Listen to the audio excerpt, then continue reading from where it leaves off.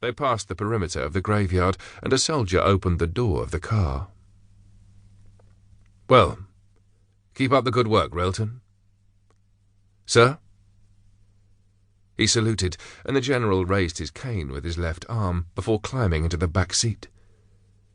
As the vehicle moved off, Railton looked in through the misted window at the senior officer's profile, at the pronounced eyebrows, at the firm jaw, at the lines of exhaustion etched across the man's features as he stared ahead of him.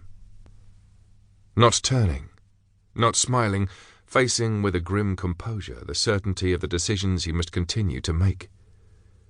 Decisions that would result, inevitably, in thousands more advancing to their deaths in the coming months. Later that day, David Railton stepped out of his billet for some fresh air. The clouds had passed, and as he stood alone in the small garden, he noticed how still was the evening, how peaceful was this small patch of rural France. Even the guns seemed to be resting. Behind him, light seeped out from one of the downstairs windows, and he could just hear the voices of his fellow officers, laughing at some joke, enjoying a cigarette, and playing cards after their evening meal. He looked up at the clear sky, at the sun that was now sinking behind the horizon, at the stars that were just beginning to appear, and began walking in no particular direction. It was a small garden, walled, surrounding the house on all sides, and having completed a circuit, he decided on a second. It was then that something caught his eye. A wooden stake, driven into the ground, over in a corner half hidden by weeds. He walked towards it and crouched down. It was not just a stake. It was a cross, and someone had carved an inscription at its top. Railton rubbed away some dirt and, moving close in the fading light, read the words, "An unknown soldier of the Black Watch." He stayed squatting until his legs began to ache, and then slowly he stood up. He shook his head, and his thoughts turned back to the funeral service he had led earlier. Then to all the other burials he had conducted in his time as a padre at the front line. He wondered how many more there were, like this one, whose names were not known, whose deaths would never be recorded, and whose families would never know the circumstances of their loved ones' final moments. As he returned inside, he imagined what it must be like to wait, day after day, perhaps week after week, to hear news of a husband or son, only to finally be informed he was missing in action.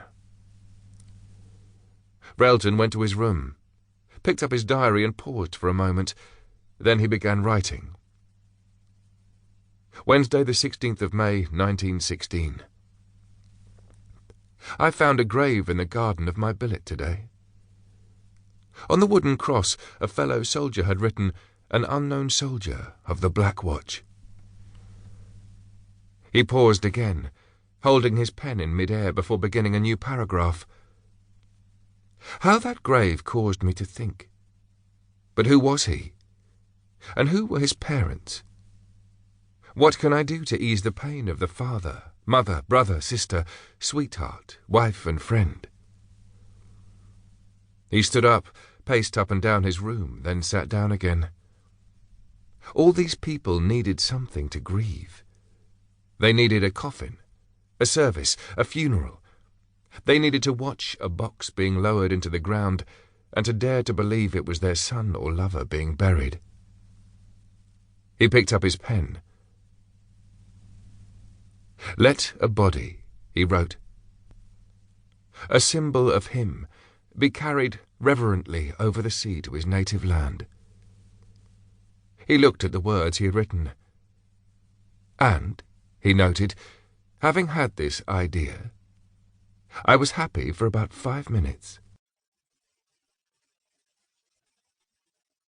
Chapter 1. September 2011. Sarah Harding looked down at her father and spooned some soup into his open mouth.